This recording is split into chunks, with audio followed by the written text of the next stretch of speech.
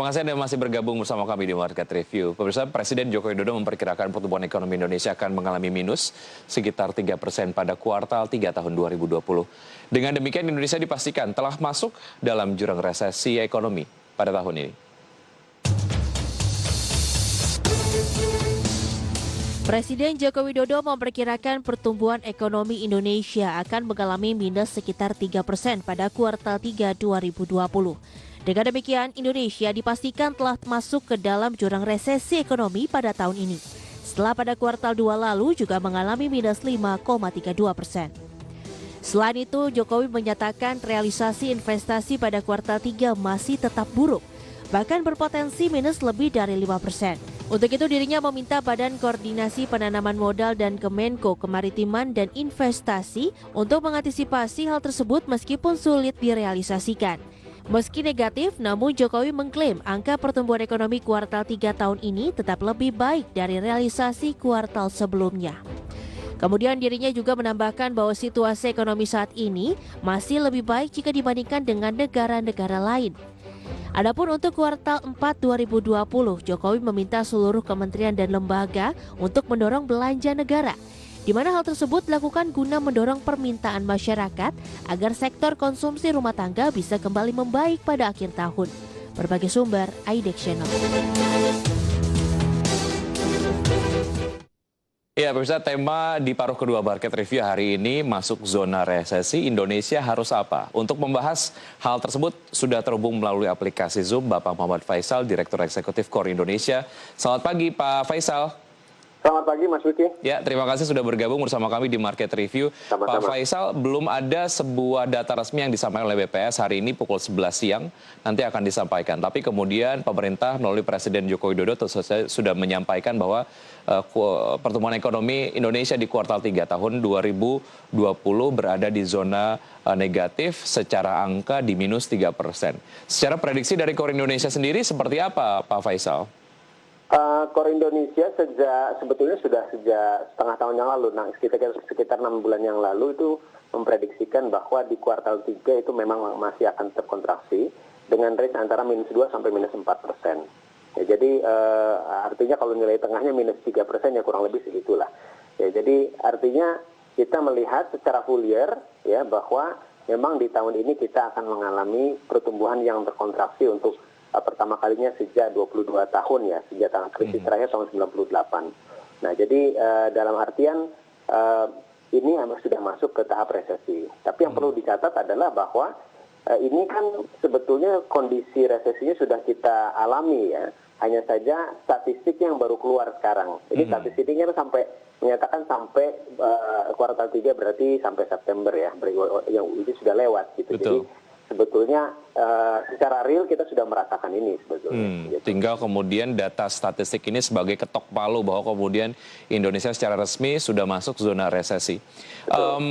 Apa yang membuat Indonesia akhirnya masuk ke zona resesi, Pak Faisal? Saya kemudian ingin melihat sebetulnya dan juga mengevaluasi lah apa yang sudah dilakukan oleh pemerintah sendiri. Secara prediksi sudah banyak dikatakan dari sisi pemerintah juga memprediksi bahwa kuartal 3 akan masuk zona resesi. Banyak strategi yang dilakukan untuk kemudian Indonesia tidak akhirnya masuk ke zona resesi. Tapi prediksi juga kemudian sudah keluar kuartal 3 tahun 2020 masih di zona negatif dan artinya Indonesia masuk resesi.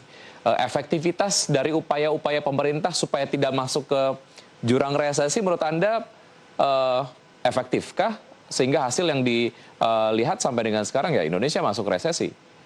Ya, kita tahu sebabnya kan pandemi COVID-19 dan kalau kita lihat ini kan mengglobal fenomenanya dan sebagian besar ya mayoritas daripada negara-negara memang masuk ke dalam jurang resesi. Jadi ini adalah sesuatu yang bukan sesuatu yang tidak biasa lah ya.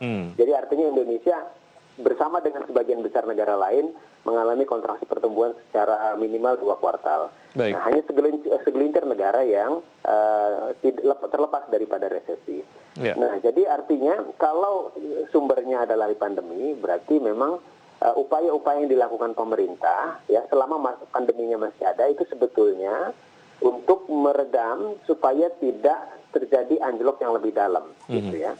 Nah, jadi upaya-upaya melalui program PEN dan juga termasuk beberapa langkah baru yang dilakukan, inisiatif baru setelah PEN diumumkan itu juga itu adalah untuk supaya yang berkonsumsi, terutama kalangan bawah, itu tidak jatuh konsumsinya lebih rendah lagi atau jatuh miskin.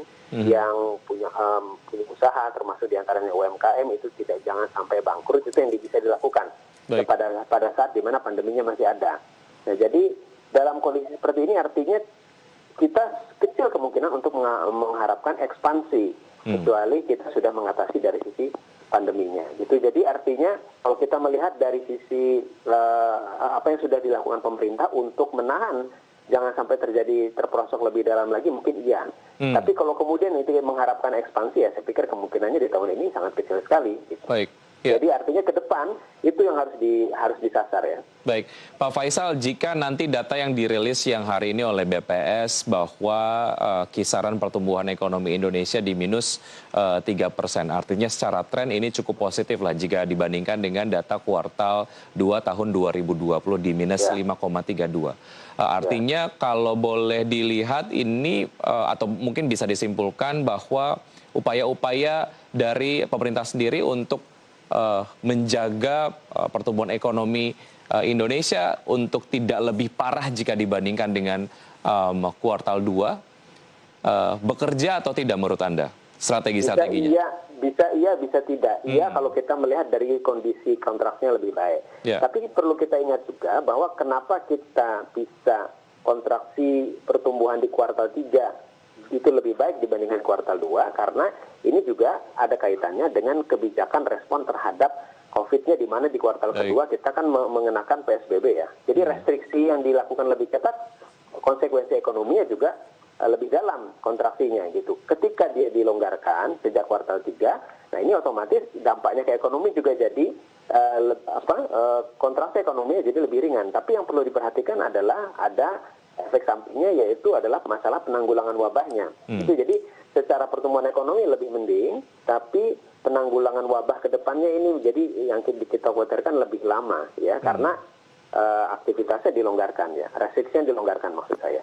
Nah, jadi itu plus minusnya ya. Jadi tapi saya juga tidak menafikan bahwa program-program PEN dan juga apa yang sudah dilakukan pemerintah untuk menangkal dampak dari sisi ekonomi itu paling tidak bisa meredam anjlok lebih dalam. Tapi PR terbesar yang saya rasa belum kelihatan dari sisi efektivitasnya adalah penanggulangan dari sisi wabah, dari sisi kesehatan. Baik, Pak Faisal, mengenai penanggulangan wabah ataupun pandemi COVID-19 dan juga pemulihan ekonomi nasional, yang jadi PR adalah serapan anggarannya sendiri begitu ya. Ini masih kemudian kurang maksimal. Kementerian Teknis berulang kali mendapatkan peringatan dari Presiden Joko Widodo agar untuk pemulihan ekonomi nasional dan juga penanganan COVID-19 ini dapat diprioritaskan dan serapannya bisa lebih cepat begitu. Tapi yang terjadi tidak demikian. Analisa Anda seperti apa, Pak Faisal? Ya, jadi memang ada permasalahan-permasalahan birokrasi dan juga regulasi yang ternyata yang menghambat dari sisi implementasi. Walaupun awal-awal mungkin kita mengkhawatirkan dari sisi kecukupan dana ya. Nah, tapi ternyata dana ini bisa dikumpulkan. Jadi artinya defisit dilebarkan, kita bisa memperoleh pembiayaannya. Ya, tapi kemudian ternyata penggunaan daripada dana untuk penanggulangan wabah dan juga untuk menangkal dampak terhadap ekonomi ini ternyata masalahnya adalah dari sisi birokrasi dan juga dari sisi regulasi dan koordinasi antar kementerian terkait. Nah, jadi ini yang saya rasa semestinya PR terbesar yang kedepannya semestinya tidak terulang lagi, karena kita tahu bahwa yang jelas ke depan kita masih akan bergelut dengan wabah ini ya, sampai dengan 2021. Nah, berlandaskan pada pengalaman kegagapan di awal-awal ini ya, di awal-awal ini mestinya ini makin lama makin baik, makin lancar, bisa diatasi. Ada dua lembaga lah, ataupun ada satu lembaga dan juga kementerian yang kemudian disentil oleh Presiden Joko Widodo terkait dengan realisasi investasi yang tidak sesuai dengan target. Ada BKPM, kemudian juga Menteri Koordinator Maritim dan juga Investasi. Bagaimana Anda melihat realisasi investasi di kuartal 3 tahun 2020? Kita akan bahas usai jeda berikut ini. Pak Faisal dan pemirsa tetap di Market Review saja, kami akan segera kembali.